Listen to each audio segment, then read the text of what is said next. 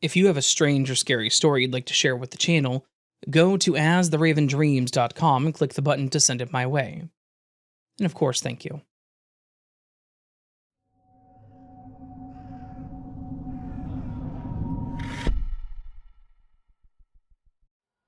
Hey, I listen to your podcast at nighttime during the long graveyard shifts. So, maybe it was one of your spooky stories that influenced this. My office is open 24 hours a day, with service personnel numbers dropping to low levels during the night, especially during holidays like New Year's or Christmas. My job was to keep an eye on the servers to ensure that things were running okay. My job could easily be replaceable, but the company boasts that there is a 24-hour technician supervision. Essentially, I spend most of my time on the phone relaxing, playing games, and doing nothing. The hardest part is not being so bored that I fall asleep. I also work the day shift too, all depending on the month. Around the office, things have been moved or have gone missing for quite a while now. It's typical office stuff. People steal or move things sometimes. It happens. What irritated me was when one of the customer service reps, who's into spiritual things, would say, "The office ghost is playing up," or "Steve is up to something again." Yeah, sure, Carol. A damn ghost cares about what goes on at this company. It was a shift over a long weekend with a public holiday on the next Monday. No one wanted the shift, but since I needed the extra cash, I was happy to take it. A lot of people chucked a sickie and, miraculously, didn't show up for work. Other than a security guard who would come by at midnight to the early morning, and a cleaner finishing her shift, I was there alone. I was sitting at my desk texting my girlfriend when I thought I saw someone standing in the hallway. I jumped and immediately looked to see nobody there. I mentioned it to my girlfriend, she laughed at me, and told me to send a picture of the hallway. So I did. She then sent back a poorly photoshopped image of a ghost on top of the word "boo," and told me she was going to show the picture of the ghost to her friends. We laughed and chatted until she went to bed, and I walked through my floor to stretch my legs. And then I waved at the security camera. I saw another figure standing there, and I returned to my desk to send a message to Jeff, the security guard, asking if he had seen anyone or if he was on the floor. He told me that he wasn't, and then asked what was wrong. I told him that I thought I saw someone, and I asked him if he would take a look. There was a pause. I'm guessing he was going through all the cameras, and he told me that he hadn't seen anyone but that he would look around. After about an hour or so, he returned to my desk and told me that he had gone outside to see if there were any cars.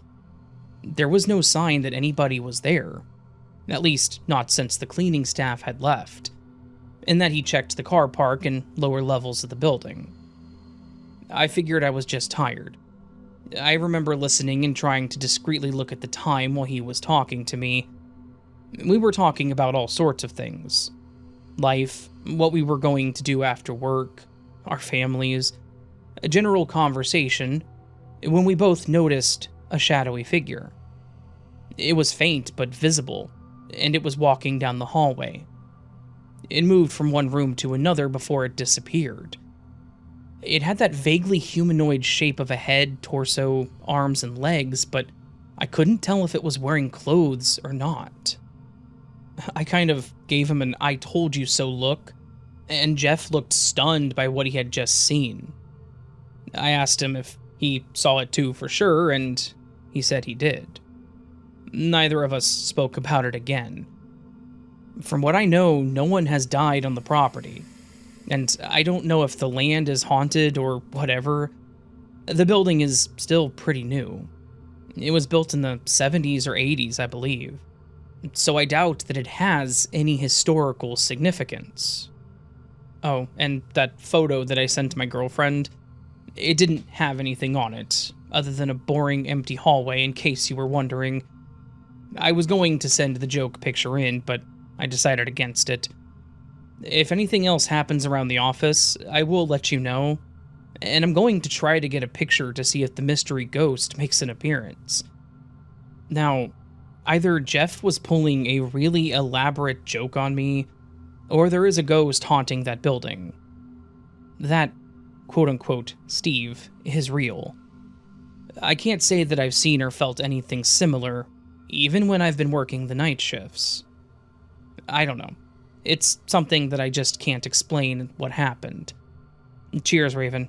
I hope you like my story, and thanks for getting me through the long work hour days.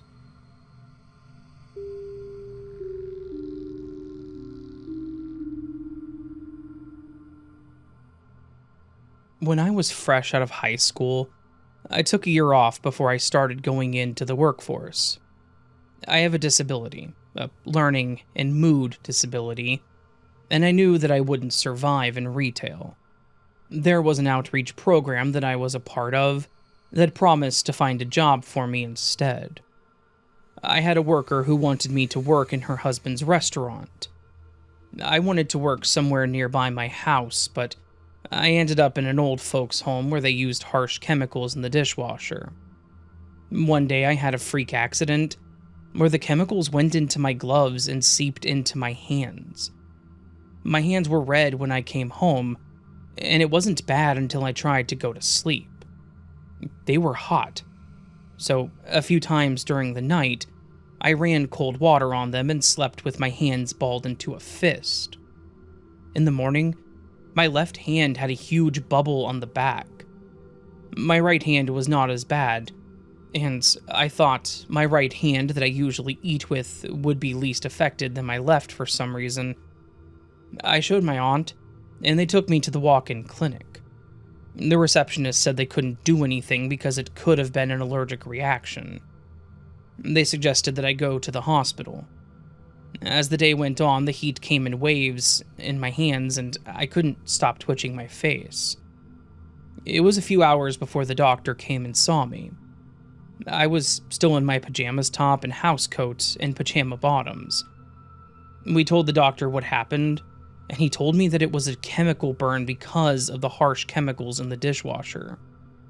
They ended up cutting open the bubble and wrapped it up, and as the days went on, I had to go see my grandma to get my hands wrapped and clean clothes. So I then witnessed firsthand the stages of skin healing and chemical burns.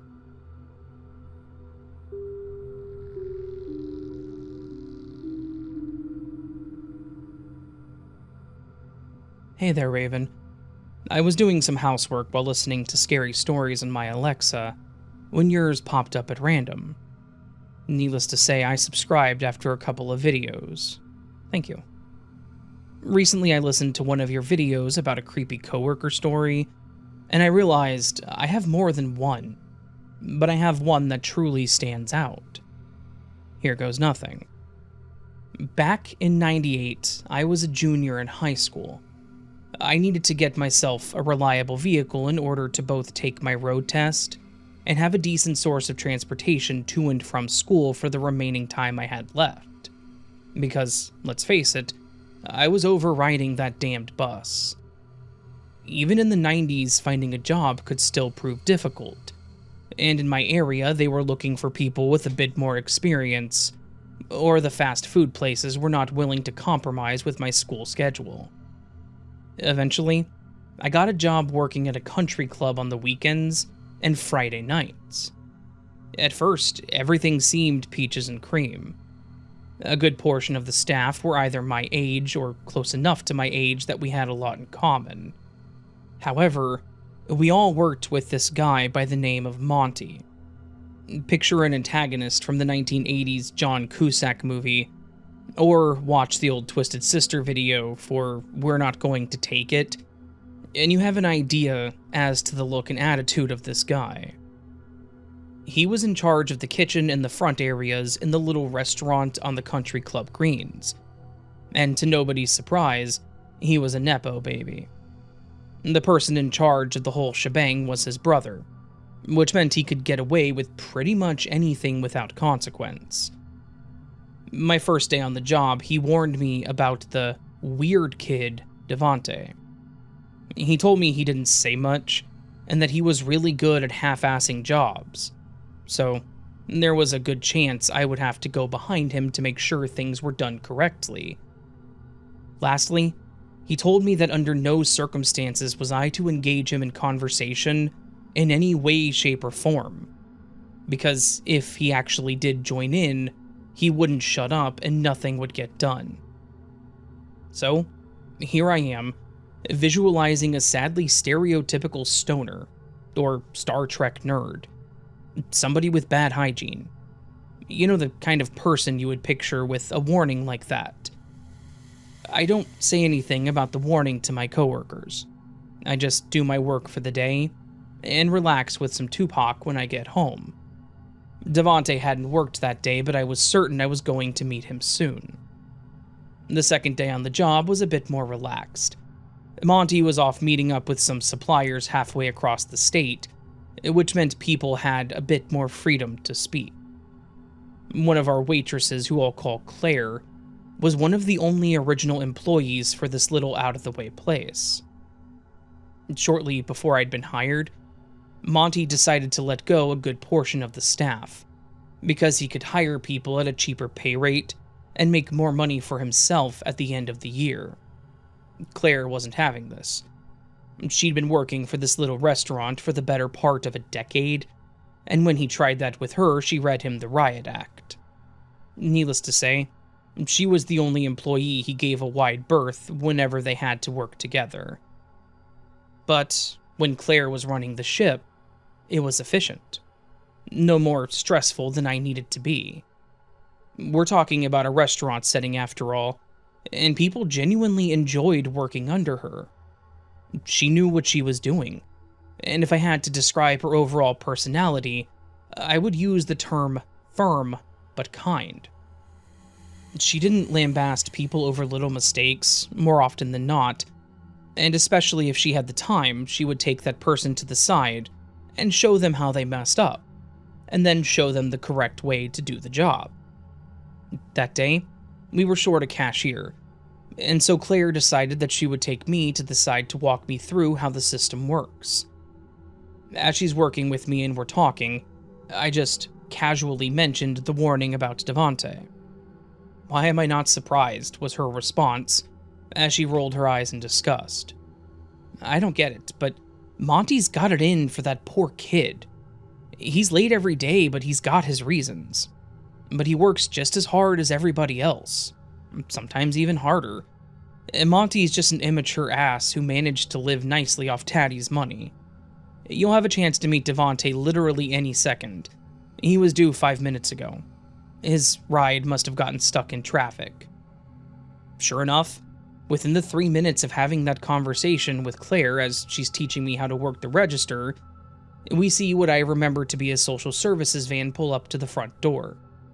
The driver helps a passenger out, and as they're walking him to the entrance, I can see he's wearing our typical dress code. A hunter green polo, with the restaurant logo on the left lapel and a pair of khaki dress pants. He's got this look of trepidation on his face.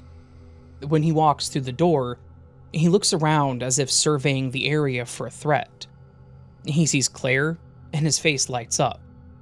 He takes off full steam towards her and gives her a giant hug. "This is Devante, and he's my sweet teddy bear," she says as she reciprocates the hug.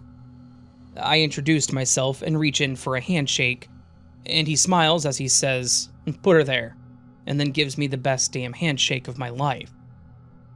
The thing about Devante is that Monty talked him up like he was some sort of problem employee, and it was nothing like that. Devante had Down syndrome. I got a chance to spend the day working with him, and he was honestly exactly how Claire put it, one of the hardest workers there. I watched him buzz around the tables, picking up used dishes between courses, cleaning up spills, efficiently cleaning the seating areas after customers left, and just being generally friendly towards the patrons. So many of them left with smiles on their faces, and quite a few of them commented on how hard he was working and how proud his parents must be of him. Anytime somebody said something pleasant to him, I watched him beam. One giant ear-to-ear grin, and a few times he even blushed. He was polite, and I could tell he was enjoying his job. 7 p.m. rolled around, and it was the end of Devontae's shift. I took a 15-minute break just to get off my feet for a bit and enjoy a Dr. Pepper. He decides to do the same thing, and he sits at the bar enjoying his cold beverage and waiting for his ride. And then something happens that shed a lot of light on certain things. Monty came back from the meeting and decided to stop off to see how we did for the day. Devontae sees him walk in the door, and then all of a sudden, he starts staring at his feet. His face goes expressionless, and he was basically, for lack of a better term, hanging his head in shame. The kid had nothing to be ashamed of. Frankly, I had the pleasure of working with him for just one day, and I could see that he was eager to please. So now, all the things that Monty told me made zero sense. Monty walks past the bar and sees the two of us sitting right next to each other. He looks at me and says, "Get your ass back to work. I told you not to socialize with him. He's a troublemaker." Before I could say anything, Claire chimed in. JT has 14 minutes left on his 15-minute break. He just sat down. He then turns his attention to Devontae, and he's got this unnecessary look of disgust on his face. "What about you?" he says, in a borderline offensive way. Devontae didn't respond. He just kept looking at his feet, trying to not make eye contact with his boss. Monty goes to repeat the question, but before he can get the second word out, Claire chimes in from behind the register again. "His shift ended not too long ago. He's just waiting on his ride. I don't see what the big problem is." She changes the subject before Monty can respond to her. "So what's going on with the meeting? Come back to the office so we can touch base if anything has changed." Monty sighs and nods at her before finally saying okay. But as he's walking away, I could almost swear I heard him call Devontae a M slur for people with Down syndrome under his breath. I almost let him have it right there, but I couldn't prove anything, and that was the problem. So, I bit my tongue so hard it practically bled, and for the next couple of months I worked my ass off and kept my head down. That's when I noticed the pattern of everyone else doing exactly the same thing as I was every time Monty was around. And even on days when he was off, we weren't necessarily safe. Monty was well off, but he wasn't what you would call disgustingly rich. If anything, he was a heavily diluted upper middle class guy with some rich friends. There were times when he would show up in order to get a late lunch or dinner, and there was always alcohol involved. I still recall a time when he came in with his wife and a few friends, a little bit around 3 p.m. for an early dinner. I watched as they all sat there and slammed down mojitos and rum and cokes before 5 p.m., one after another. Everybody except his wife got absolutely sloshed. At this point, I had saved up a little over $2,300, and I had my eye on a Chevy station wagon that was in good shape. I would tell myself, not that much longer. Just get the car, save up for a 6-month car insurance down payment, and go from there. You can always find another job. The thing is, I had no idea that this would be my last day on the job. I didn't get fired. I stood up for a friend. Devontae was doing his normal busboy thing, and he was as efficient as ever. He didn't once make eye contact with Monty or anybody else in this table. Monty started making all these comments, and he was so drunk by this point that he wasn't even trying to hide anything. At one point, he purposely spilled what was left of his salad on the floor, and laughed as Devontae rushed over to clean up the mess of salad greens and Caesar dressing soaking into the carpet. He turns to 2 other gentlemen at the table. I use the term gentleman in a ridiculously loose way here, and starts laughing as he cleans. "See that, boys? I told you that program was great. I can hire up these people and pay them peanuts. He's practically an indentured servant." At this statement, The three of them laughed like the absolute jackasses they were. I watched as one of them pegged Devante in the head with a dinner roll. He reached his breaking point. I watched this poor kid walk away from the table with tears in his eyes. He then starts to clench his fist at his sides and turns red in the face before finally turning back towards Monty and screaming out, "Why are you always so mean to me?" in a way that bordered on primal rage. Monty gets a look on his face that I can only describe as a sadist's grin. "Oh look, the mistake speaks," he yells out just as loudly while laughing. The other two chuckleheads laugh with him just as loudly, but then I noticed his wife. She's clearly not seeing any humor in this situation. As a matter of fact, she was just as angry as the rest of us. He turns to his wife and points to her like he wants her to join in on this mocking session. Instead, she stands up from the chair, picks up the half a slice of Death by chocolate cake on her dessert plate, and proceeds to splatter it right on top of his head. "There, now you look like the absolute craphead you are," she screams in his face. Monty and his goons sit there in stunned silence. His wife gets up from her seat, and even though she was a little bit tipsy, she does her best to comfort the now shaking and bawling Devante. She apologizes to him for her husband being such a monster, her exact words. But the damage had been done. This kid, who was absolutely harmless, was bullied by a man pushing 50. A truly pathetic sight. By now it was quite apparent that even though he hadn't spoken whenever Monty was around, he wasn't deaf. He heard all of those hateful and hurtful things being spewed about him and towards him, and he'd finally had enough. And then the craziest thing happened. Claire takes off her name badge and apron, she walks over to Monty and she throws both in his face before walking out. His wife says quite loudly, "You know what, Claire? I'm right there with you." And she walks out right behind her. And then a procession of people, his entire staff, myself included, just quit on the spot. We all walked out the door. Devante asked me what was happening, and I told him that he didn't work for Monty anymore. He started telling me that he didn't have a ride right now. Well, I'll call my dad from the payphone. After I tell him what's going on, I'm certain he won't mind giving you a ride. And that's exactly what I did. I actually had to talk my dad down because he wanted to give Monty a combination of a piece of his mind and a foot in his ass. So I had to talk my dad out of a potential assault charge. That following Thursday night, I was at home studying for finals, and I got a phone call from Claire. She said that she needed my help with something and we needed to meet up at my local library that upcoming Saturday. I told her no problem, and we arranged a time. I got there a little after 1 p.m., and I noticed Claire and a bunch of my old coworkers, Devante included, and Monty's wife Lauren. Claire gives me a hug. She was far different outside of the workplace. She was only 26, but she gave off the biggest motherly vibes of anybody that I've ever known other than my own mom. She then tells me to sit and to listen to what Lauren had to say. As it turned out, Lauren had no idea her husband was such a piece of crap.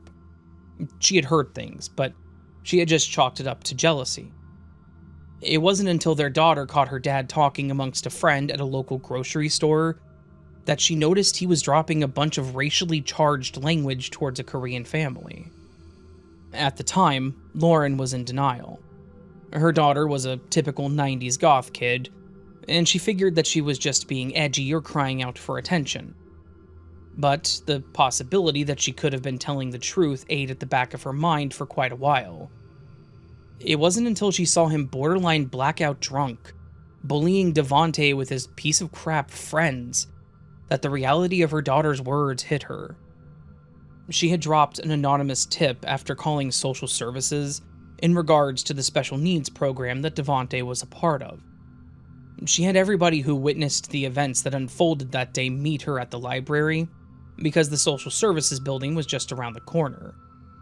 She got the name of a caseworker and told her everything. She advised Lauren to do exactly what we were doing now. All of us went into that social services building that day, and over the course of 3 hours, unloaded on Monty and his various behaviors. The caseworkers told us that they had had their suspicions because another girl who was a deaf mute had worked for him the summer prior, and by the time she finally quit the job, she was more content to go on full-time disability. When pressed as to why, the girl had said she didn't want to talk about it. So, as it turns out, Monty violated the Americans with Disabilities Act on numerous occasions, and there were just enough people there to corroborate what would eventually be the man's downfall. At the end of the day, it didn't matter that technically Monty's brother was also his boss. When the state government got involved, that was it. Monty was cuffed, booked, and word certainly spread around town. I normally don't say that somebody deserves to be a social pariah, but in this case, absolutely. His wife divorced him. His brother couldn't stand the shame of being around him anymore, so his family cut him off, and he eventually self-exiled himself from town. I have no clue where he ended up. The only thing I can say is that I really hope this was a sobering experience for him in more than one way. By now, he's a little old man if his liver held off that long, and they say age and wisdom go hand in hand. In his case, I can only hope this is true, because let's be honest, there's no shortage of people like him out there to this very day, and he can only push people so much before they completely snap. He was lucky that Devante was such a sweetheart. I really wished for the longest time that Monty would have just sat down and shut up and gotten the chance to know this wonderful kid, but reality is reality. And at that point in time in his life, he was a real crapstorm of a human being. I stayed friends with Devante well throughout the rest of high school, and through my entire college career. Anytime I came home to visit, I made a point to stop off and see him. People with Down syndrome don't live as long as most people, and I got the unfortunate news that his heart had given out one night shortly after Christmas 2007. It was one of the hardest phone calls I've ever received. If I can take any solace in losing such a great friend, it's that people from all throughout his life, even his old job, the ones who stood up for him, people we didn't even know, showed up for his funeral. There were so many fantastic stories told about this young man that touched so many lives. My takeaway from this whole scenario is that life is short, and you should treat people how you would want to be treated, because consequences are quite real. We honestly need to do better, and be better, and at the end of the day, it starts with you.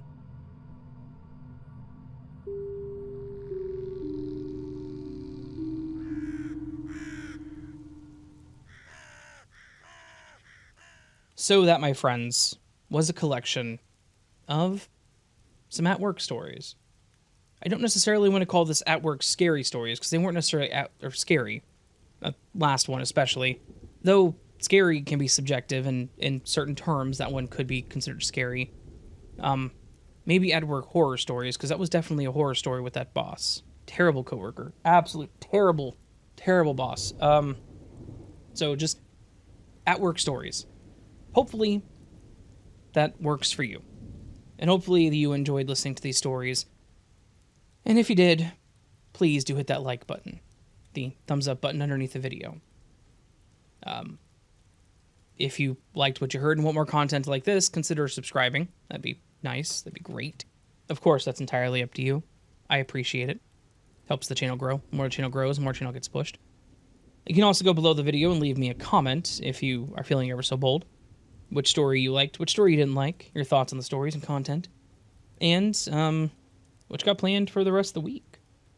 Coming up on Halloween. This is a Sunday video, and that's really weird, I know, sorry, but this one got pushed a week ago for reasons, and after working on the schedule for a while, this was the only spot where it fit, so y'all get a Sunday video.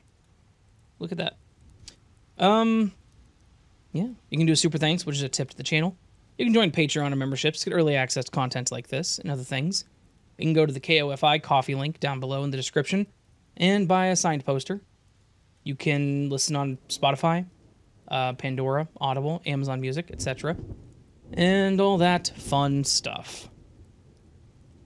All that said, friends, hope you're having a beautiful day. Hope I see you again here very soon.